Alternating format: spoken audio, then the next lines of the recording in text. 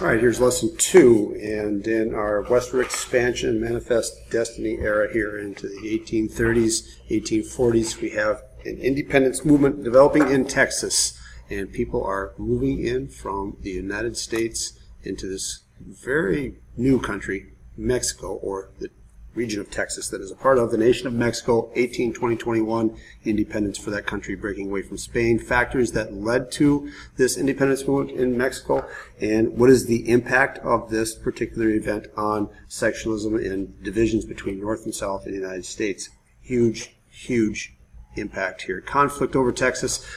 Texas is part of that Louisiana Purchase partly. There's some of it there. The conflict really kind of begins in 1803, in which there is a border dispute as to where the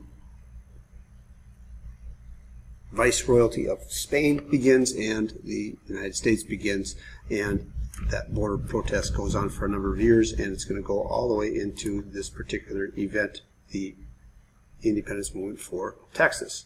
The Adams-Onis Treaty kind of helped clean that up and establish this border here, as well as giving, again, Florida to the United States in that deal with Spain.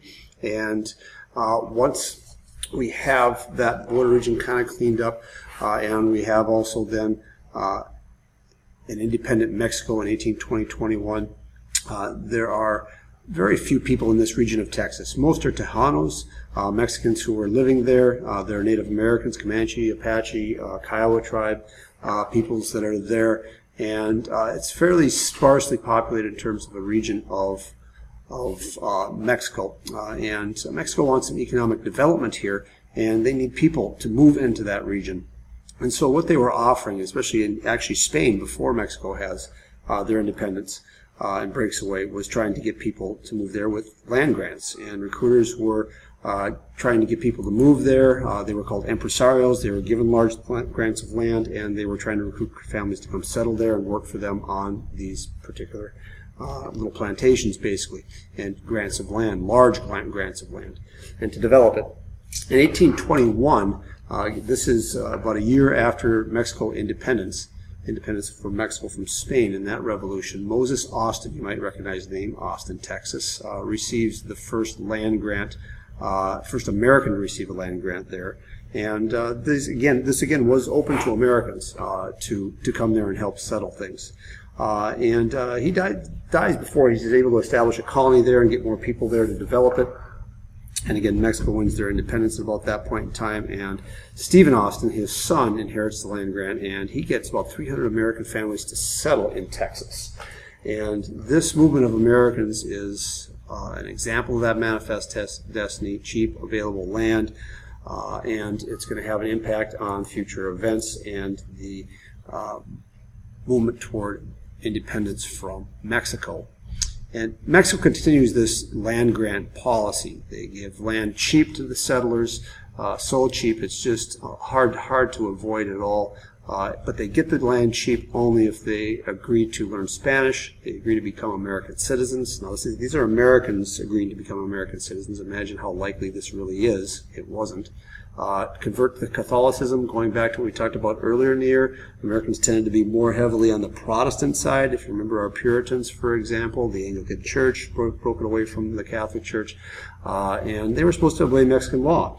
And that was the agreement in order to receive this land very cheap. And you can see the prices over here, pretty cheap, even by the standards of the day. And so many Americans come and take advantage of this, and most of these settlers really are American. And again, the question is, how likely are Americans to follow these things and to agree to these things and really follow through on these things? They really didn't do it, and this is going to be part of the problem. They were Americans at heart, and they weren't going to really become Mexicans. And so by 1830, there's a significant number of Americans who have moved there. There are more Americans there in Texas than Mexicans, and they really didn't want to adopt Mexican ways.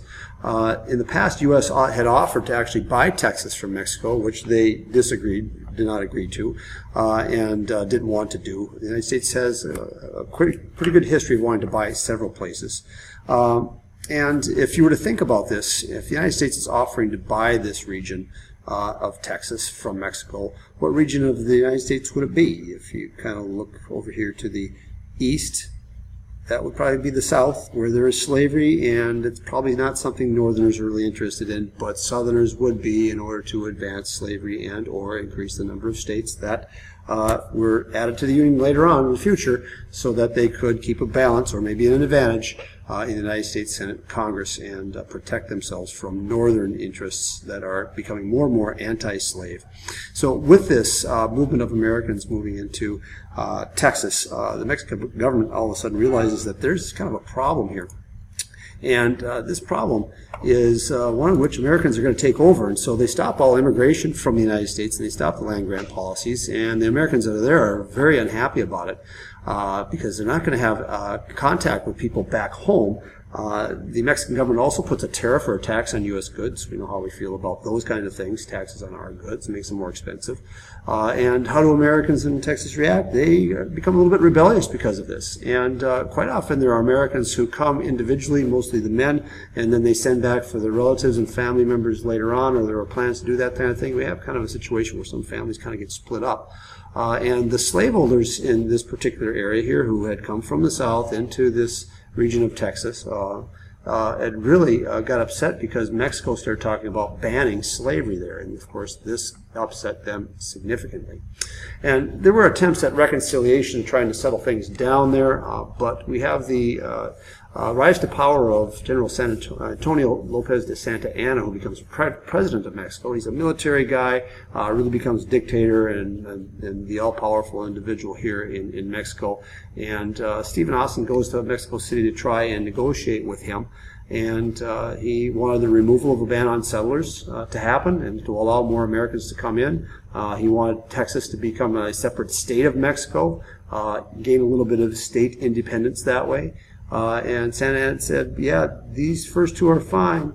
This one here is fine, but this first one's fine, but not an independent state. And so Austin leaves, and he sends a letter also back to Texas ahead of himself, saying we should plan for independence. And the letter is intercepted, and Austin is arrested, and he's put in jail. And in the meantime, we have Santa Anna name himself dictator of Mexico. He places and starts to begin to place Mexico under greater control because the Americans are getting a little bit unruly. And Austin is released at some point, and he generally sees, and the Americans that are there generally see, that dealing with Santa Anna is impossible. It's not going to happen, and war is inevitable. There's no compromise. There's no middle ground here in all this. And so in 1835, the unrest amongst Texans starts to come to a peak, to a violent peak. Some fighting sporadically throughout the region, and Santa Anna sends an army in to punish them and take control of things and settle things down. In October of 1835, Mexican troops tried to seize a cannon held by Texans in the town of Gonzales, and the Texans there taunted them with a white flag that said, "Come and take it." And a brief battle occurs, and the Mexicans are driven back, and the Americans, Texans, are emboldened and feel pretty good about themselves. So this is really the first fight of the revolution for Texas independence. And we have a number of volunteers joining. Tejanos joined. African Americans fought in this on the side of independence for Texas. And as word gets out, some Americans are going to kind of start coming from some of the southern states and from the United States to come help too, as they call for assistance in all of this. And by December 1835, we have some Texans who are freed from San Antonio, who are from a larger Texan force at that point in time. The Battle of the Alamo is one of the key battles here in this.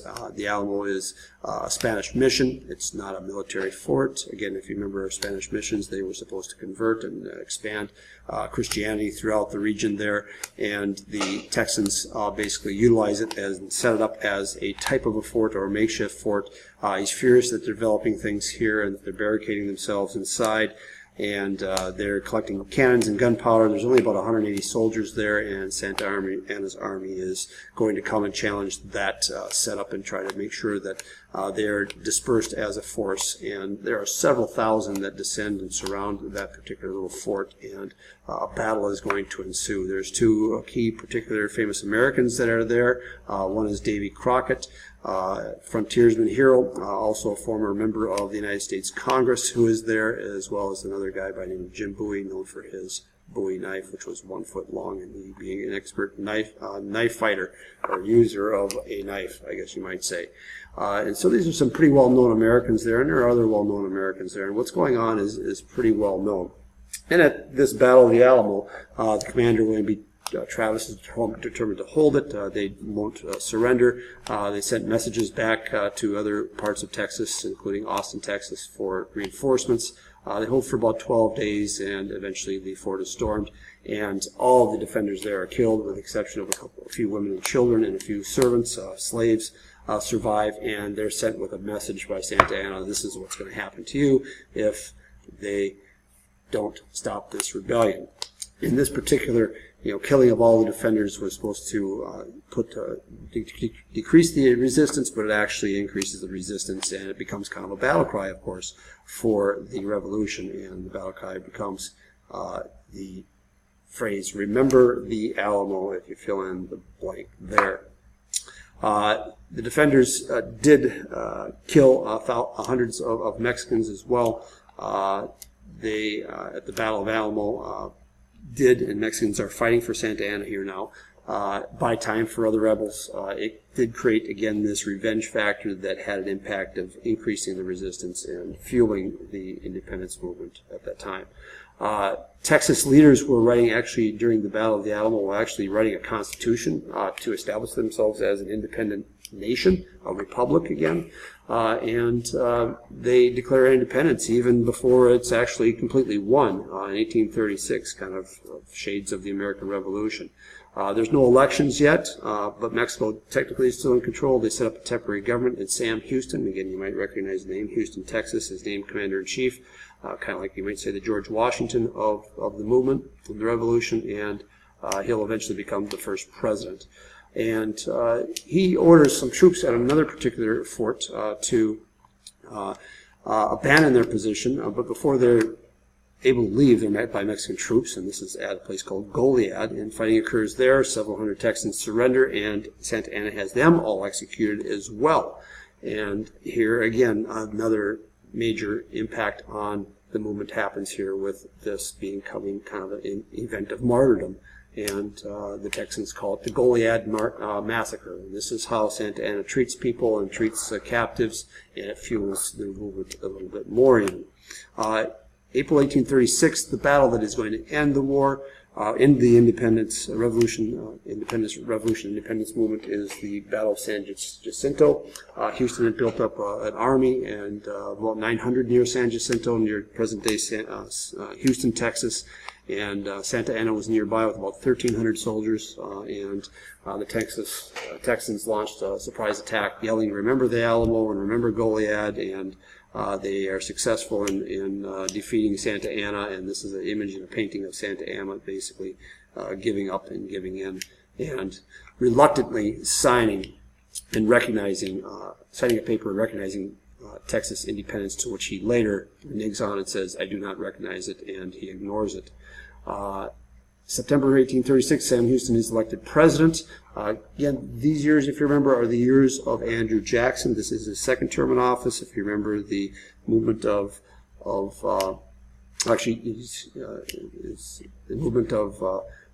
Native Americans from the east to the west is occurring here, and Houston sends some delegates to Washington, D.C. to ask for the United States to annex Texas. This is his last year, Jackson's last year as a president, and the response from Andrew Jackson is absolutely no. Absolutely no, and the reason why, it's the balance of free states versus slave states. If you look at the wiki and look at the map, you can go ahead and count them up.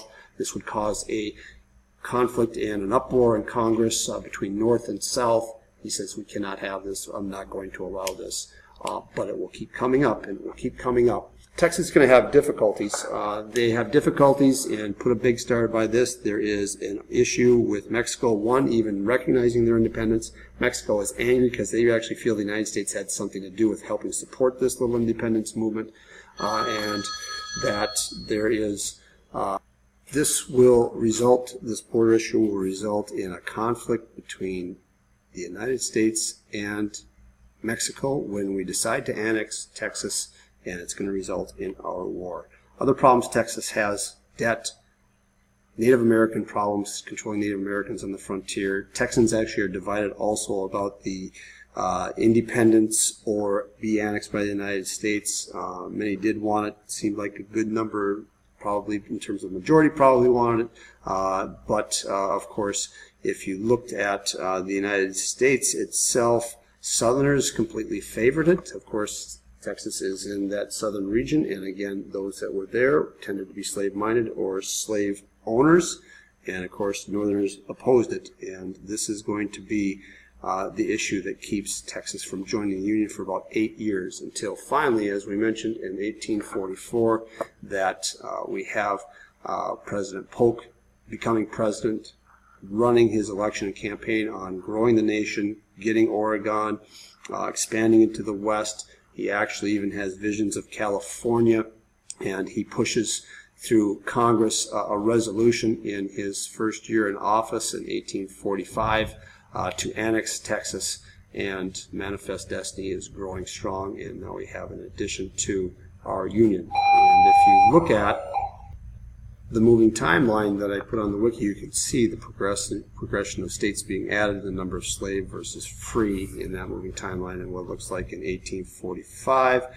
Keep in mind there's another state that's going to join in right around that same time, and you might guess who it is. We'll identify a few more there as well. Mexico's viewpoint about all of this: completely unhappy the United States is annexing Texas, and again, there's a border issue that Mexico and Texas had as a problem, so the United States inherits the border problem. This is going to lead to a war, which Mr. Polk is kind of looking for, in a sense.